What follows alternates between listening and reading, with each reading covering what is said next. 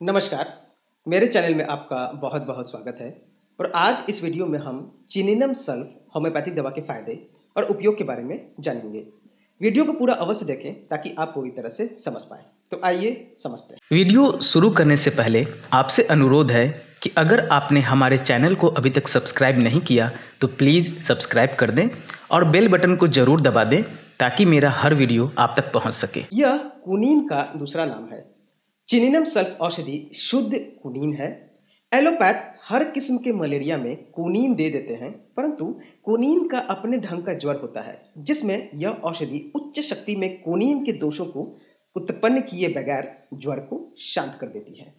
कुनीन की थोड़ी मात्रा के सेवन से अगर मलेरिया नहीं उतरता तो एलोपैथ डॉक्टर लोग इस मात्रा को बढ़ा देते हैं, यहाँ तक कि बुखार उतरने के स्थान पर दब जाता है और अन्य लक्षण उत्पन्न हो जाते हैं। कान बहरे हो जाते हैं, भूख लगनी बंद हो जाती है, शरीर में क्षीणता दुर्बलता आ जाती है अर्थात हीमोग्लोबिन भी कम हो जाता है, रक्ताणु घट जाते हैं। फिर डॉक्टर लोग टॉनिक देने लगते हैं और जो पेटेंट औषधियों का चक्कर लगता है वो कहीं समाप्त नहीं होता। पेटेंट औषधियां जो है वो चलती रहती हैं।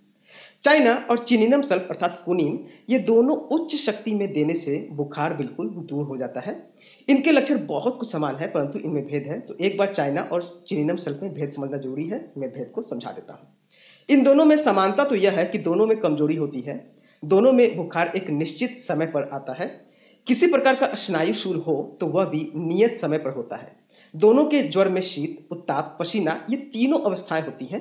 दोनों में जिगर या तिल्ली का शोथ हो सकता है। ज्वर का आक्रमण पिछले आक्रमण से कुछ पहले हो सकता है, परंतु इन दोनों में मुख्य तौर पर ज्वर में आने के समय और प्यास के संबंध में बिल्कुल भेद है, जिसे निम्न प्रकार से प्रकट किया जा सकता है। चाइना में ज्वर अथवा कोई भी बीमारी ठीक 1 दिन, 2 दिन, 7 या 15 दिन के अंतर से बढ़ती है। रात समय बुखार नहीं आता। शीतावस्था में प्यास नहीं होती, परंतु शीत लगने से पहले बहुत प्यास लगती है। शीतावस्था में नहीं रहती। पूर्ण उत्ताप में भी प्यास नहीं रहती, अर्थात शीत लगने से पहले प्यास लगेगी और उसके बाद जब बुखार उतर रहा हो, पसीना छूट रहा हो तो थोड़ी प्यास लगती है, परंतु जब शीतावस्था ठंड लगनी शुरू होती है तब प्यास नहीं रहती और जब उत्ताप अर्थात बुखार चढ़ चुका होता है, पूरी तरह से फीवर हो चुका होता है, तब भी प्यास बिल्कुल नहीं रहती। चिनिनम सल्फ में सवेरे 10 या 11 बजे और तीसरे पहर 3 बजे से रात के 10 बजे तक 1 दिन के अंतर देकर 2 घंटे आगे बढ़कर ज्वर आता है। 10 या 3 बजे दोपहर ठंड लगनी शुरू होती है। शीतावस्था में प्यास होती है, उत्ताप की अवस्था में भी प्यास रहती है, बुखार छूटने की अवस्था में भी अर्थात जब पसीना शुरू होता है, बुखार छूट रहा होता है, तब भी प्यास रहती है। ज्वर की तीनों अवस्थाओं में प्यास रहती है। ठंड लगनी शुरू हुई, प्यास रहेगी, बुखार चढ़ गया, प्यास रहेगी और बुखार छूटने के समय जब पसीना आने लगेगा तब भी प्यास बनी रहती है। यही अंतर है चाइना और चिनिनम सल्फ में। अब मैं सिर के लक्षण की तरफ बोलूं तो चिनिनम सल्फ के सिर के लक्षण की तरफ तो चक्कर और टपक के साथ माथे और कनपटियों में दर्द जो धीरे धीरे दोपहर तक बढ़े और इसका मूल आधार मलेरिया हो। बाईं तरफ अधिक दर्द होता है, सड़क में गिर जाए, खड़ा न रह सके, तो ऐसे चक्कर में चिनिनम सल्फ दवा से बहुत ज्यादा लाभ मिलता है। कान के लक्षण की तरफ देखें तो कान में तीव्र टनटनाहट, भिनभिनाहट, गर्जन, बहरेपन के साथ हो तो भी चिनिनम सल्फ होम्योपैथिक दवा से बहुत लाभ होता है। तो यहाँ 3 मुख्य लक्षण हैं।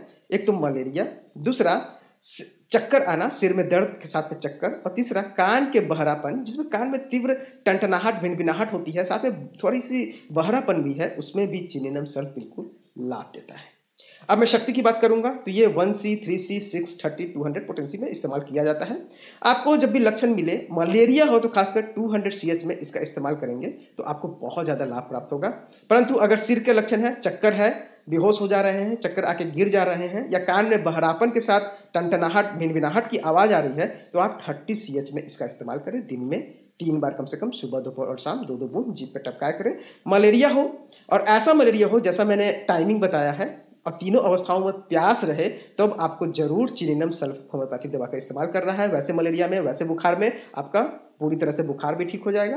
और 30 पोटेंसी इस्तेमाल करेंगे तो आपको सिर का जो चक्कर है और कान का बहरापन है, टनटनाहट है, कान में भिनभिनाहट की आवाज आती है बहरेपन के साथ, तो वो भी ठीक हो जाएगा। आशा है आपको हमारी वीडियो पसंद आई होगी।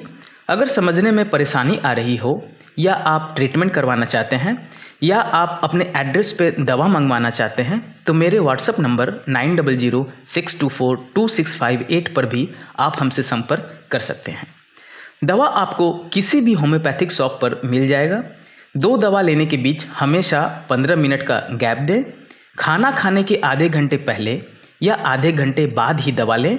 कच्चा प्याज और खट्टी चीज़ों का सेवन ना करें। WSI, रेक्वेग, SBL, एडिल किसी भी कंपनी की दवा आप ले सकते हैं, सभी अच्छी है। धन्यवाद।